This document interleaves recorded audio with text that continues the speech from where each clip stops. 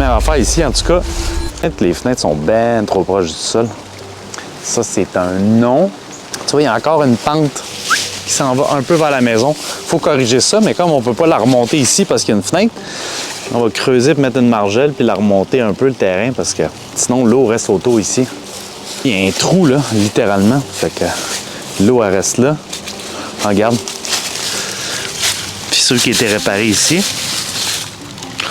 Il y a un peu de mouvement. Ah, ça, c'est bon. Ça, c'est oui.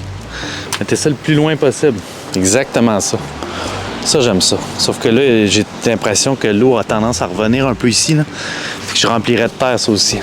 Il y en a une belle ici, là. Fait que ça a bougé ici.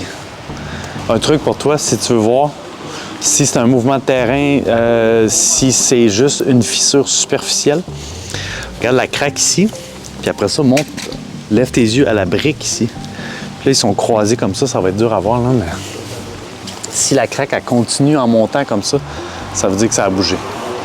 Ça veut dire que la bâtisse a bougé au complet. Puis là, ici, ben, on voit qu'il y a des réparations qui ont été faites, là. Ça, c'est bon signe parce qu'on voit que le propriétaire l'entretenait. C'est très bon. Là, on a de l'eau qui sort de la gouttière là, puis qui s'en vient direct ici. Puis là, l'eau, elle s'en vient direct là, puis elle reste sur le bord de la fondation. Ça, c'est pas bon. Fait que conclusion, ici, on a regardé les voisins, puis c'est vraiment un problème de secteur. Les voisins aussi ont des fissures, puis ça a l'air que c'est un secteur aussi qui est problématique pour ça.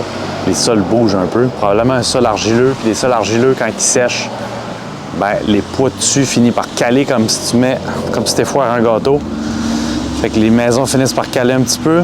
Ici, on a vu une bonne fissure en arrière. Fait que la maison aurait cassé en deux puis elle aurait juste tombé d'un bord. Fait qu'on va vérifier auprès des excavateurs du secteur s'ils ont eu des cales cette année. Là, on est en 2025. L'été a été sec. Il y a beaucoup de mouvements de terrain, surtout dans les sols argileux. Si ça continue à bouger, ça peut être un problème de 40, 50, 60 000.